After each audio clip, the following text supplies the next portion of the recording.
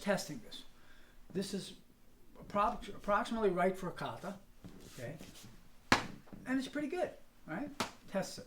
Okay, now pull that arm back a little bit, tuck your bottom just a little bit, and look at me, and okay, a little smidge stronger. All right, now that tests a back fist block. Now here's an interesting element. If we lower this far, which is just barely below the shoulder, strong? Falls apart. Okay? Now let's go to a bottom fist block. Okay? And we're doing this and we hit it. Strong or weak? Weak. Not as strong. Okay? Lower. Strong. So it's an interesting, now I'm going to change this as well, but it's an interesting thing. The bottom fist doesn't test the same as a back fist. So I want you to get a kiba and try this. Higher than the shoulders, just a little higher, just a little lower, just a little higher, just a little lower, with a partner, and just whack it. Look this way. Yeah, by the way, look that way. Now test it. Right. You have to look at it. She's a brute. You have to look at it. There you go. Okay, now Now, lower. yeah, a little lower. No, definitely weaker.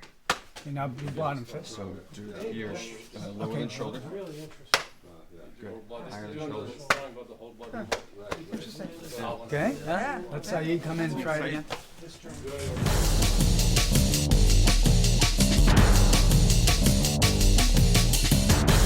But here's the thing we always do, and tell me if I'm not correct about this. Go. You can't hit me. Fuck.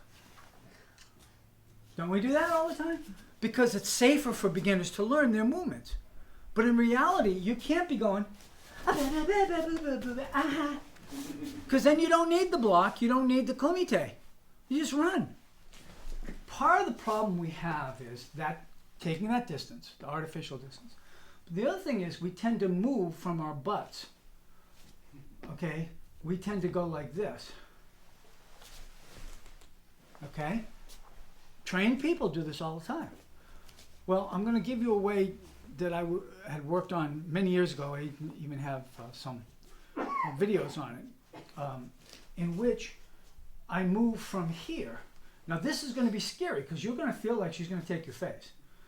You're going to tense your toes and feel like you're falling backwards. And then step. Okay? You're going to lunge, but I want you to hit here so you'll miss me. Okay. It's not that. Even though I went back pretty well. Okay? It's, so I rode this, and look. Now, no matter what block I do, I have that extra gap. So far, so good? Everyone understand that? Now, there's another aspect to this, but I'm going to do this with partner.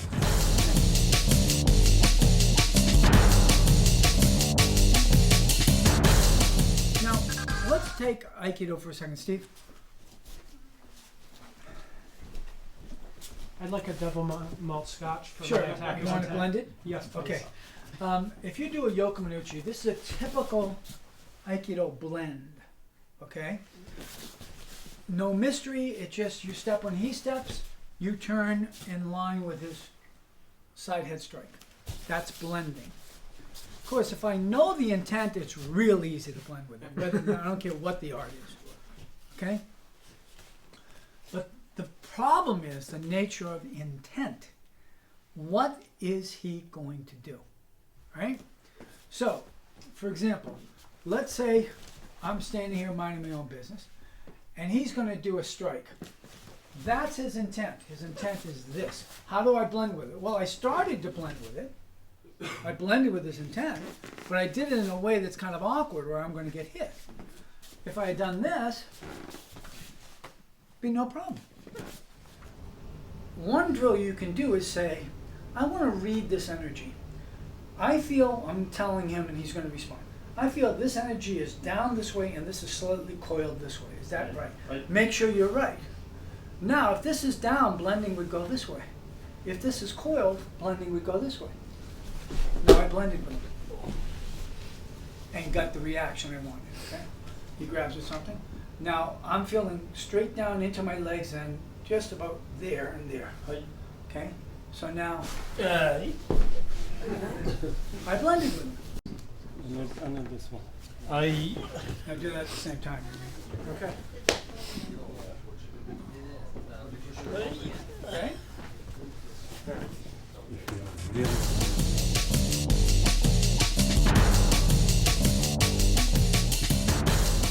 So here I am in Udito Odori, and you just spread your legs out a little bit and be solid. I'm going to try to take him down. I want to take him down. Rimi or Tenkan doesn't matter. He's locked in because he knows I'm trying to take him down. What I just went to the trouble of doing is killing the momentum so I have structure. But now I want momentum again, right? So if I go like this, I'm in trouble. He's too structured. If I go like this, I'm in trouble. He's too structured. So I bounced. We're here. I went to throw him. Didn't get it. He braced on this leg. I didn't get it. I mistimed it. Got it? Got it. Because I bounced. Okay? Pretty simple.